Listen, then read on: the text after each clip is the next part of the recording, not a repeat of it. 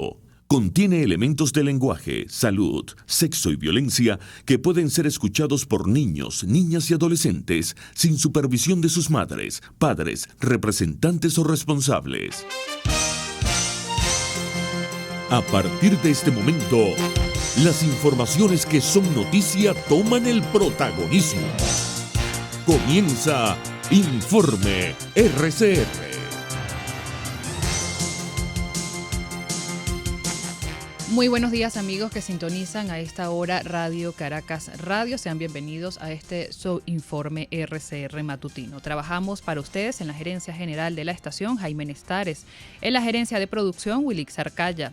En la producción están Génesis Rodríguez y Mario Villarreal. En los controles, César Arteaga. Y frente a los micrófonos les acompaña Marilia García. Recuerden que pueden sintonizarnos a través de nuestras redes sociales en Twitter por @RCR750. También lo pueden hacer en vivo a través de nuestra página web rcr750.com y a través de nuestro canal en YouTube colocando Radio Caracas Radio. Y comenzamos este compacto informativo destacando que este lunes se reportaron otros 4 fallecidos en el naufragio de una embarcación con migrantes que hace 3 días se dirigía a Trinidad y Tobago, con lo cual se eleva a 6 el número de muertos en este suceso. Hasta este momento, lamentablemente, tenemos 6 occisos, 4 de ellos sexo femenino y 2 de sexo masculino. Así lo dijo la gobernadora del estado del Tamacuro, Liseta Hernández, en una declaración a medios locales. Por otro lado, el director de Fundaredes, Javier Tarazona, afirmó que este lunes se registró un nuevo ataque en la zona del Ripial, estado Apure. Tarazona describe mediante un mensaje difundido en sus redes sociales que al menos 3 explosiones, bombardeos y ráfagas continuas de disparos se reportaron de esta zona en conflicto. Como el Sarare, Tres Esquinas y la vereda de Santa Rita han sido lugar propicio para nuevos combates donde la propia opacidad impulsada por quienes ostentan el poder no nos permiten tener con certeza las cifras de heridos y las cifras de muertos. No obstante, desde el pasado viernes en hora de la tarde hemos recibido información extraoficial de una retención o caída de un helicóptero perteneciente a las Fuerzas Armadas venezolanas.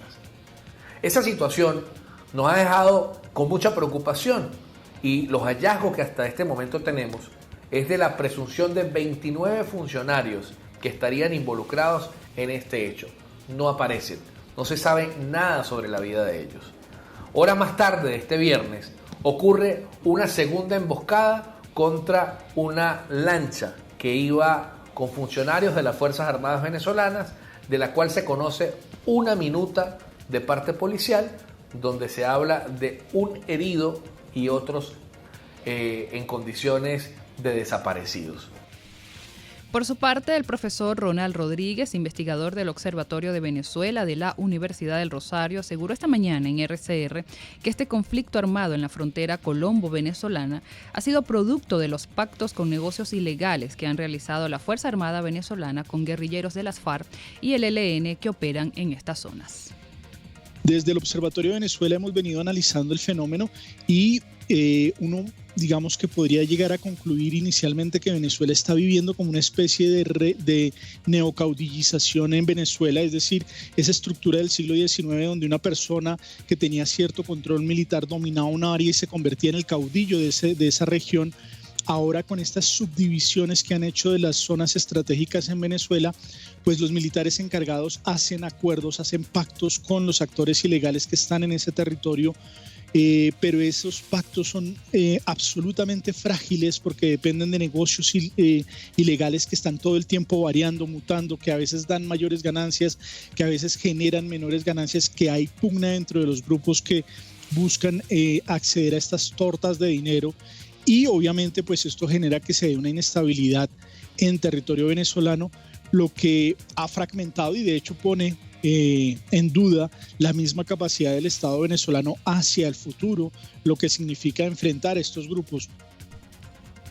Ronald Rodríguez asimismo afirmó que esta situación cada vez se va empeorando y sin tener una respuesta seria y responsable por parte del régimen de Nicolás Maduro.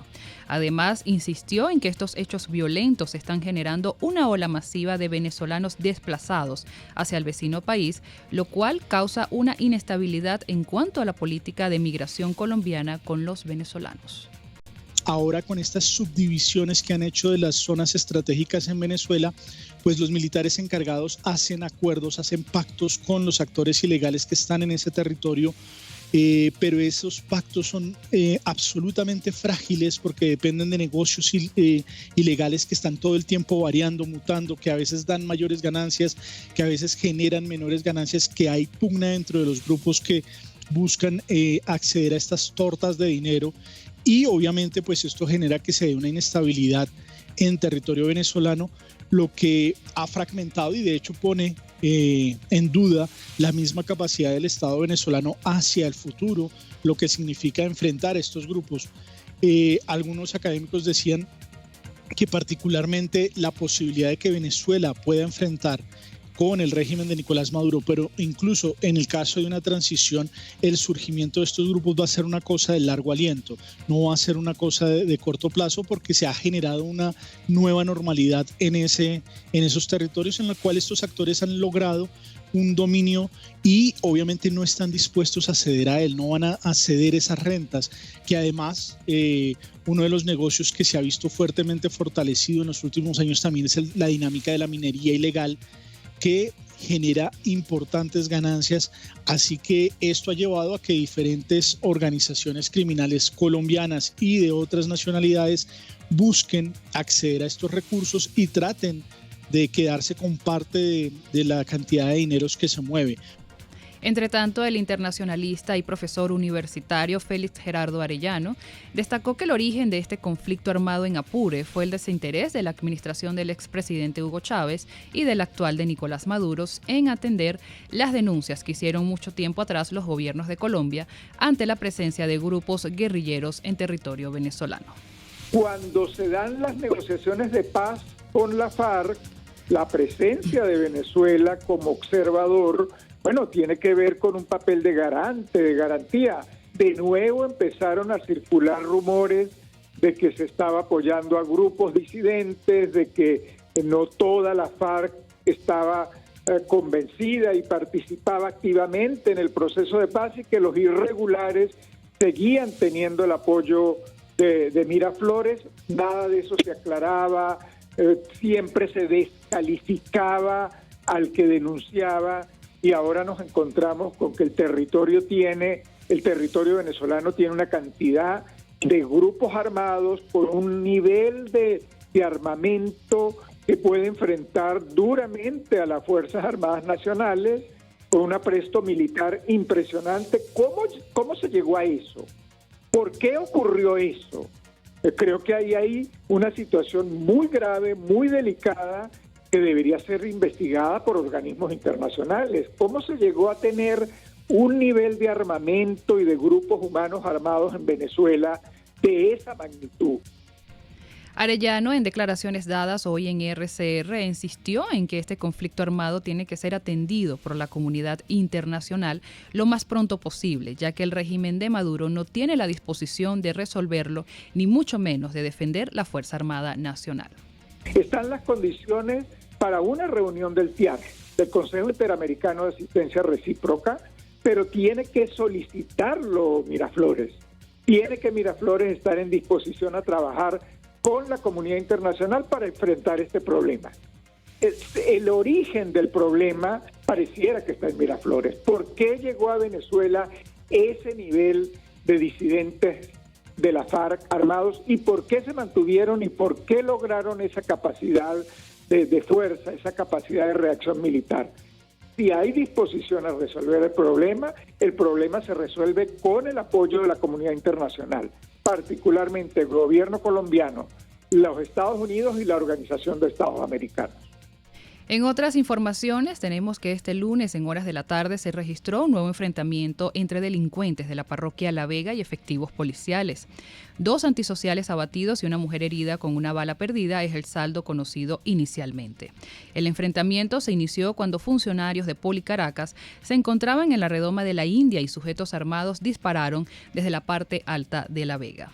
Ante este hecho, el director del Cuerpo de Investigaciones Científicas, Penales y Criminalísticas, Douglas Rico, informó que las autoridades están en conversaciones con las bandas delictivas que operan en la Cota 905 para pedirles que depongan su actitud y entreguen las armas. En estos momentos se está haciendo un estudio, no solamente los organismos de seguridad, un estudio de alto nivel para ir primero a las conversaciones para que este grupo de personas depongan de su actitud hostil que han mantenido en la ciudad de Caracas. Está en estos momentos un proceso de conversación con esta organización criminal que está allí instalada para que en principio depongan su actitud y entreguen las armas.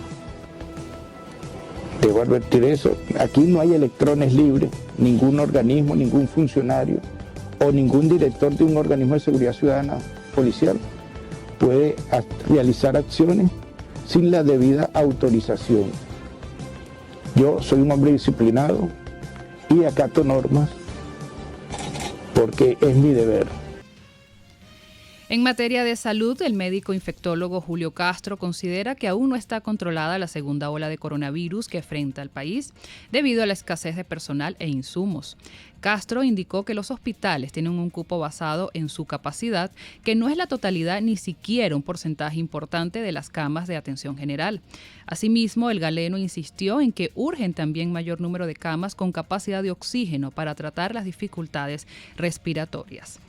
La alcaldesa por el PSUV del municipio Gómez del estado Nueva Esparta, Yanelis Patiño, falleció este lunes a causa del COVID-19. El hecho ocurrió en una institución de salud privada de la isla de Margarita, lugar donde ya se encontraba siendo atendida por los especialistas durante varios días. La situación en el estado es bastante preocupante. Oficialmente se conocen 77 personas fallecidas por causa de la pandemia, aunque existen más casos no verificados por el Ministerio de Salud. Por su parte, la ONG Médicos Unidos de Venezuela informó que entre el pasado jueves y este domingo perdieron la vida 14 profesionales de la salud a raíz del virus. Con esto suman 513 los fallecimientos totales concernientes al gremio sanitario desde el inicio de la emergencia en Venezuela. Los nuevos decesos involucran a 2 médicos cirujanos del Distrito Capital, 2 de Guárico, 1 de Lara, Anzoátegui, Aragua y Zulia, respectivamente. Entre tanto, la gobernadora del estado Táchira, Lady Gómez, afirmó que más del 50% de los trabajadores de la Corporación de Salud de esa entidad aún no han recibido la vacuna contra el COVID-19, pese que se han generado 2 focos de contagios.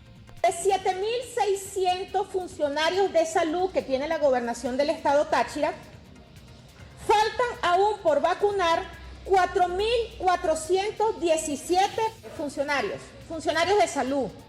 Es decir, más del 50% de los funcionarios de salud de la gobernación del estado Táchira no han recibido las vacunas, a pesar de ya tener más de un mes en desarrollo el plan de vacunación. ¿Por cuánto? La encuestadora Megaanálisis informó que Venezuela cayó en 6 días al lugar 125 del ranking de vacunación contra la COVID-19. En ese sentido, destacó que nuestro país bajó 5 puntos a nivel mundial y es la penúltima nación de todo el continente americano. Según los datos aportados por la encuestadora, Venezuela ha aplicado el 0.8% de vacunas a sus ciudadanos, mientras que Colombia ha inmunizado al 8.7% de su población y Chile al 74%. En este sentido, el presidente de la Federación Médica Venezolana, Douglas León Natera, estima que Venezuela logrará la inmunización contra el coronavirus en un periodo de 10 años. Criticó que no se priorice al personal de riesgo verdadero y que se obstaculice planes alternos para adquirir vacunas.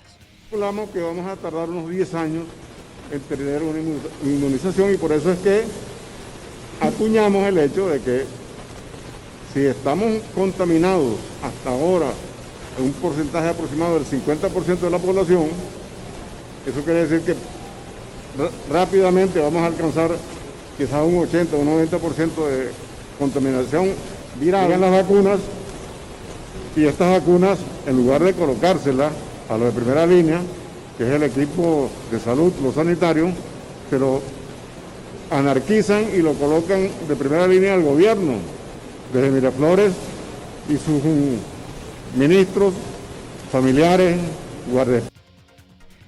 Y pasamos a la materia económica, y es que el precio de la cesta Petare mantiene su tendencia al alza esta semana para ubicarse en 64.200.000 bolívares, lo que representa un incremento de 11.7% respecto a la semana anterior, cuando se ubicó en 57.800.000 bolívares. El indicador, que agrupa 8 alimentos básicos y que mide el comportamiento de los precios de este sector popular del este de Caracas, registró una variación en dólares de menos 2.28% al ubicarse en $23.03 frente a los $23.54 que costó la semana previa. Esto según información compartida por el economista Ángel Alvarado en su cuenta en Twitter. 9:17 de la mañana, vamos a hacer nuestra pausa publicitaria correspondiente y al regreso seguimos con más. Usted escucha Informe RCR por su 750 AM. Puedes seguirnos en nuestras redes sociales. En Twitter, @RCR750, la radio que se ve. Voz de América. Información precisa, completa, veraz, objetiva e independiente. Directo a tu pantalla. De lunes a viernes a las 2 de la tarde por RCR 750. Pluralidad contigo. Respeto contigo. Responsabilidad contigo. Libertad contigo. Estamos contigo y punto. De lunes a viernes a la 1 de la tarde. Contigo. Solo por RCR 750 AM. Porque lo bueno une. Dosis Alternativa es tu espacio para conocer de cerca todos aquellos temas relacionados con la salud, educación, la familia, entre otros. La ansiedad es una respuesta fisiológica, eso tú no lo puedes evitar. La ansiedad se presenta cuando hay una situación que tú no sabes cómo manejar. El problema es cuando tú permites que esa ansiedad sobrepase los niveles que tú puedas manejar. Dosis Alternativa nos permite tener las respuestas con los especialistas de aquellas interrogantes que nos hacemos en nuestra vida cotidiana. El estrés es una reacción fisiológica natural que se genera como respuesta ante un evento que es percibido, y quiero recalcarlo de percibido, como un evento amenazante que nos sobrepasa en nuestra capacidad de respuesta. Dosis Alternativa, una gama de posibilidades donde su bienestar físico y emocional toman significado. Con Marilia García, de lunes a viernes a las 9:30 de la mañana, solo por RCR 750, la radio que se ve.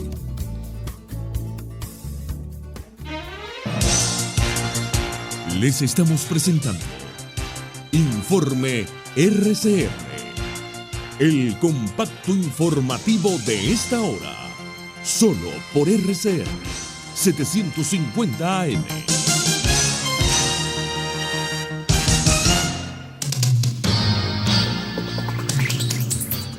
En internacionales, los primeros cargamentos de ayuda médica británica, incluidos 100 ventiladores y 95 concentradores de oxígeno, llegaron este martes a India. Así lo anunció el Ministerio de Relaciones Exteriores de ese país. El Reino Unido, uno de los muchos países que anunciaron el envío de ayuda cuando el sistema sanitario indio se vio sobrepasado por la explosión de casos de COVID-19, despliega más de 600 unidades de equipo médico vital. Y pasamos a Brasil, y es que el regulador sanitario negó un pedido de varios estados del país para importar la vacuna rusa Sputnik V contra el coronavirus por considerar que le faltan datos técnicos para verificar su seguridad y eficacia. Nuestros colegas de Radio Francia Internacional nos amplían los detalles de esta información. Jamás permitiremos que millones de brasileños sean expuestos a productos sin la debida comprobación de calidad, dijo Antonio Barra, presidente de la Agencia Nacional de Vigilancia Sanitaria de Brasil. A pesar de que la revista The Lancet informó que la vacuna Sputnik tenía una eficacia del 91,6%, los técnicos brasileños afirmaron que la publicación en la prestigiosa revista científica no tiene las mismas exigencias que la aprobación en organismos reguladores. Otros organismos, como el estadounidense o el europeo, tampoco le han dado el visto bueno. A pesar de ello, Alemania prevé comprar 30 millones de dosis, Hungría ya la está aplicando y el caso de Eslovaquia es un poco más complejo. Las vacunas Sputnik llegaron, pero no se han usado porque las autoridades competentes dudan sobre su composición, es decir, los lotes que llegaron fueron analizados, pero el fármaco no tenía las mismas características que el analizado por la prestigiosa revista. De momento, pues en Brasil, uno de los países más golpeados, con 390.000 muertos, se han vacunado a 27,3 millones de personas con la primera dosis y 11,6 millones con la segunda, con vacunas China CoronaVac y la británica AstraZeneca.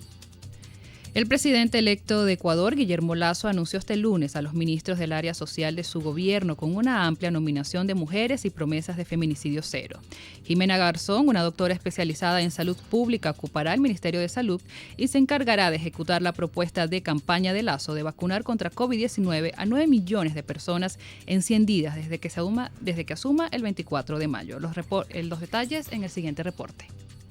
La expectativa sobre los ministros que propuso Guillermo Lasso fue alta, sobre todo porque era la primera vez en 14 años que el gobierno de Ecuador presentaba un gabinete totalmente nuevo. En cierto modo, la designación de carteras obedecía a lo que Lasso anunciaba en campaña, que su gabinete sería paritario. Será el primer equipo con el que el presidente electo intentará la difícil tarea de dirigir a un país en crisis, como nos comenta el politólogo Hernán Reyes Aguinaga, docente en la Universidad Andina Simón Bolívar. Caras jóvenes, nuevas en su gran mayoría, paridad de género, me parece importante aquello, nombres que tienen alguna experiencia, sobre todo a nivel de la Asamblea Legislativa. Es un poco distinto manejar un ministerio por la parte más ejecutiva, digamos, de administración de recursos, pero finalmente importante. Y la gran preocupación yo la sigo colocando con el nombre que ha escogido para liderar el proceso de reforma a la educación universitaria en el Ecuador, que a la larga le puede inclusive generar problemas de gobernabilidad. Don Hernán Reyes Aguinaga, politólogo, docente en la Universidad Andina Simón Bolívar, le queremos dar las gracias. Y en materia deportiva, otro logro histórico consiguió este lunes Yulimar Rojas, quien se consagró como la primera mujer latina en el atletismo que alcanza el récord mundial Guinness del salto triple más lejano con marca de 15.43 metros. Además, Rojas, 4 veces campeona del mundo y subcampeona olímpica, se convirtió en la primera atleta venezolana con este reconocimiento. Así llegamos al final de este compacto informativo. Los dejamos ahora con más de la programación de su RCR. Hasta aquí este compacto noticioso. Manténgase en nuestra sintonía, porque estaremos informándole de la noticia al momento de producirse. RCR 750 AM.